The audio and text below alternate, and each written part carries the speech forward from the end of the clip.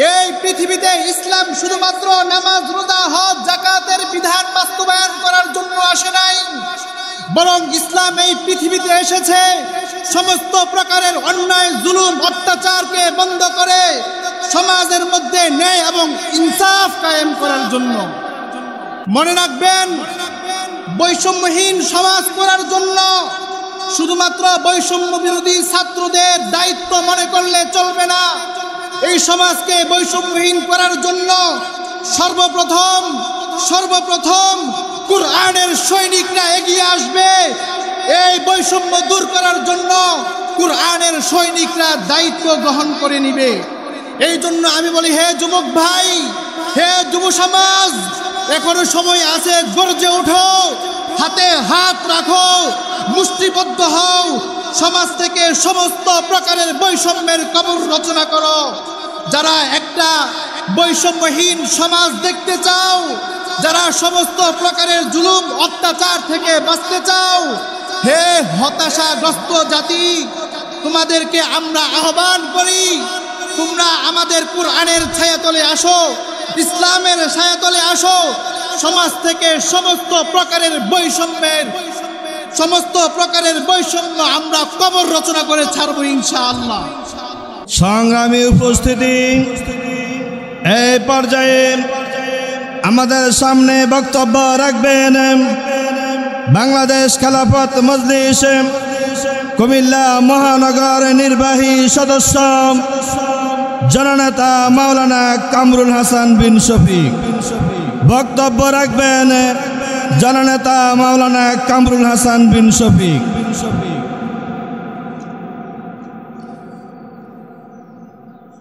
আসসালামু আলাইকুম ওয়া রাহমাতুল্লাহি ওয়া বারাকাতুহু। নাহমাদুহু ওয়া নুসাল্লি আলা রাসূলিহিল কারীম। আম্মা বা'দ, ফাআউযু বিল্লাহি মিনাশ শাইতানির রাজীম। বিসমিল্লাহির রহমানির রহিম। ইন্নাদ দীনা ইনদাল্লাহিল ইসলাম। সাদাকাল্লাহু মাওলানাল আযীম। সম্মানিত হাজিরিন, স্বল্প সময়ে দুই একটা কথা বলবো। বাংলাদেশ ইসলামের দেশ, বাংলাদেশ মুসলমানদের দেশ। এই বাংলাদেশের গত 16 বছর যাবৎ আমরা দেখেছি, এই বাংলাদেশে যারা অপরাধ করেছে, অপরাধ করার ফলে মন্ত্রীর দুলাভাই হওয়ার কারণে সে তার বিচার সংগঠিত এই দেশে হয় নাই। এই বাংলাদেশে অপরাধ করে বহু ব্যক্তি মন্ত্রীর শালা হওয়ার কারণে সে তার শাস্তি পায় নাই। এই বাংলাদেশের চিত্র আমরা দেখেছি, শিল্পপতি হওয়ার কারণে তার বিচার বাংলাদেশে হয় নাই। এই বাংলাদেশে আমরা দেখেছি, রাজনৈতিক দলের ব্যক্তি হওয়ার কারণে তার বিচার বাংলাদেশে হয় নাই। অথচ যেই অপরাধগুলো এই ব্যক্তিরা করেছে, সেই অপরাধ যদি কোনো গরিব মানুষ, দুর্বল মানুষ করত, তাদেরকে রাষ্ট্রের আইন মোতাবেক 100 ভাগের জায়গায় 200 ভাগ শাস্তি দেওয়া হতো। ঠিক কিনা বে ঠিক জোরে বলেন? শুধুমাত্র সুবিধার জন্য কিছু মানুষ অন্যায় করার পরেও এই দেশে তারা মাপ পেয়ে যেত। আল্লাহর নবী সাল্লাল্লাহু আলাইহি ওয়াসাল্লাম বলেছেন, এই পৃথিবীতে ইসলাম শুধুমাত্র নামাজ, রোজা, হজ, যাকাতের বিধান বাস্তবায়ন করার জন্য আসে নাই, বরং ইসলাম এই পৃথিবীতে এসেছে সমস্ত প্রকারের অন্যায়, জুলুম, অত্যাচারকে বন্ধ করে সমাজের মধ্যে ন্যায় এবং ইনসাফ কায়েম করার জন্য। মনে রাখবেন, বৈষম্যহীন সমাজ করার জন্য শুধুমাত্র বৈষম্য বিরোধী ছাত্রদের দায়িত্ব মনে করলে চলবে না। এই সমাজকে বৈষম্যহীন করার জন্য সর্বপ্রথম কুরআনের সৈনিকরা এগিয়ে আসবে।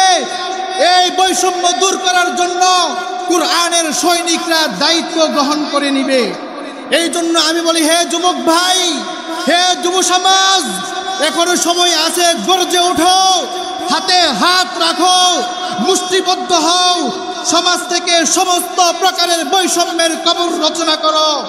যারা একটা বৈষম্যহীন সমাজ দেখতে চাও, যারা সমস্ত প্রকারের জুলুম অত্যাচার থেকে বাঁচতে চাও, হে হতাশাগ্রস্ত জাতি, তোমাদেরকে আমরা আহ্বান করি, তোমরা আমাদের কুরআনের ছায়াতলে আসো, ইসলামের ছায়াতলে আসো।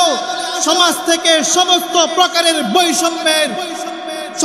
প্রকারের বৈষম্য আমরা কবর রচনা করে ছাড়বো ইনশাআল্লাহ। এই বাংলাদেশের মানুষ অনেক রঙে বাংলাদেশকে দেখেছে। এই বাংলাদেশকে একসময় আমাদেরকে দেখানো হতো বাংলাদেশ নতুন একটা দেশ, কেউ বলতো বাংলাদেশ সোনার দেশ।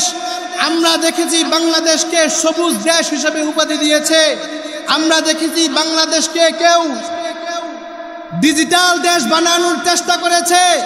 সর্বশেষ আমরা দেখেছি বাংলাদেশকে তারা স্মার্ট রাষ্ট্র গঠন করার জন্য তারা স্মার্ট রাষ্ট্র ঘোষণা দিয়েছে। আমরা বলতে চাই বাংলাদেশ ইসলামের রাষ্ট্র, বাংলাদেশ ডিজিটাল রাষ্ট্র হবে না, বাংলাদেশ স্মার্ট রাষ্ট্র হবে না, বাংলাদেশ খেলাফত কায়েমের জন্য ইসলামী রাষ্ট্র হবে, বাংলাদেশ খেলাফতের রাষ্ট্র হবে।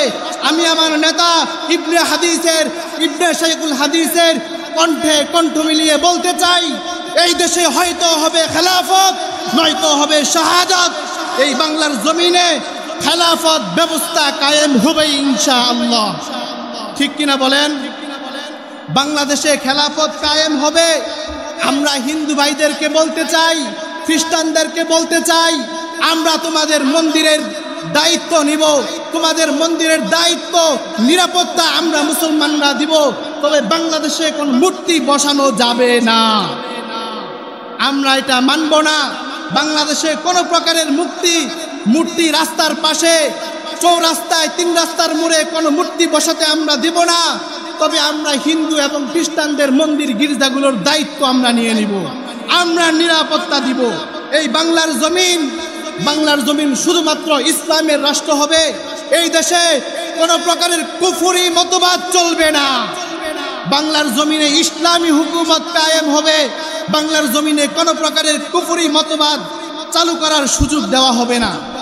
এই জন্য সংগ্রামী সাথী ও বন্ধুগণ, সবাই এখন থেকে তৈরি হই, হাতে হাত রাখি। যুবক ভাইরা, স্কুলের ছাত্র ভাইরা, কলেজের ছাত্র ভাইরা, ভার্সিটির ছাত্র ভাইরা, মাদ্রাসায় পড়ুয়া ছাত্র ভাইরা, আসো সবাই হাতে হাত রাখি, বাংলাদেশকে আমরা ইসলামের রাষ্ট্র হিসেবে ইসলামী রাষ্ট্র গঠন করি। এ বলেই আমি আমার বক্তব্য শেষ করব। নাসরুম মিনাল্লাহি ওয়া ফাতহুন কারীম। আল্লাহ রাব্বুল আলামিন অচিরেই এই দেশকে ইসলামী রাষ্ট্র হিসাবে আমাদের নিকট উপহার দিবেন। এই বলে আমি আমার বক্তব্য শেষ করছি।